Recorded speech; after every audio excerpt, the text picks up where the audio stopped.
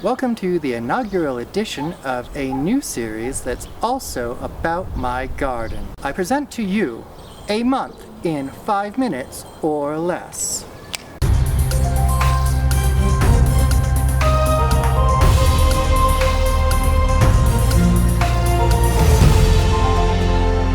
In today's video, I have a bit more work to do as we're going to summarize March and April for you. I started the first 2 weekends of March sowing cold-tolerant crops, including lettuce, spinach, kohlrabi, onions, carrots, beets, and cilantro. I built a couple of new raised beds, and you are still waiting for me to figure out how to do voiceovers so that you can enjoy a video about how to build raised beds. Some of what I planted in March was a little bit early, but the thing is, they're cold tolerant, the seeds will survive the frost, and as soon as the temperature is where it needs to be for them to germinate, they'll germinate. So it all worked out. Everything sprouted, I had a great germination rate, and I'm looking forward to harvesting a bunch of really delicious cold tolerant crops. In April, I started by thinning some of the crops that I'd planted in March. The month of April is when it became clear that some of the crops I had planted, which should have been 30 to 40 days until harvest, were taking longer. They were started a little too soon, and the cold, short days were slowing them down a little bit. Again, that's okay. They're catching up now. The month of April also saw the completion of our large in-ground beds.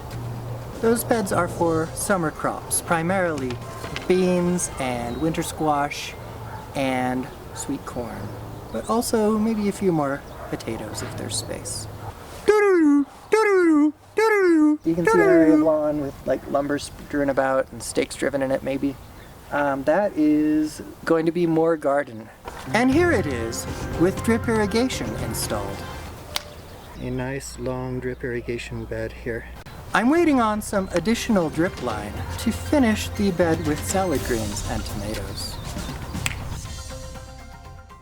Toward the end of April, I got the first harvest of salad greens from thinning. Here is what I picked for salad. I also got a second similar harvest from crop maturation just before the end of the month. With 3 beds producing salad greens, I look forward to a long season of pick and come again harvesting. I need to remember to show you how I pick and come again for a long harvest without staggering my plantings.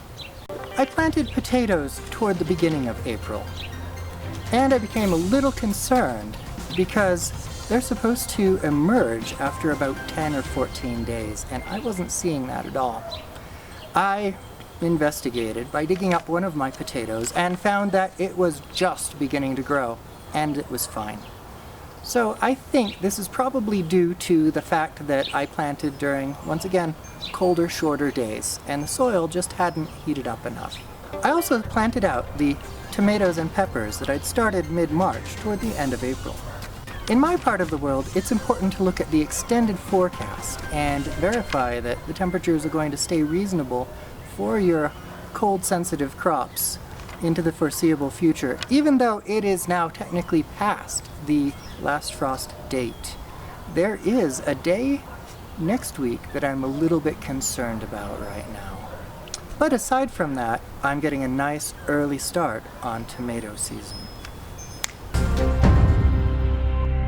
This summer's warm season crops that are in the ground right now are tomatoes, ground cherries, sweet peppers, hot peppers, and loofah gourds. Basil is still in the cold frame hardening off, and I'm probably going to choose to put off planting that out until after the sketchy day next week.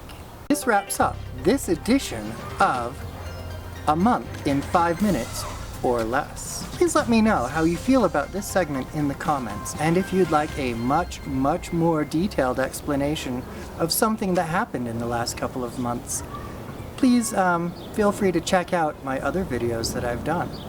There are a lot of process videos in the works, but you'll need to wait until the end of the season for those because I think it's a lot more fun if you can see the whole process from start to finish. Thank you for watching, and I hope you enjoyed my content.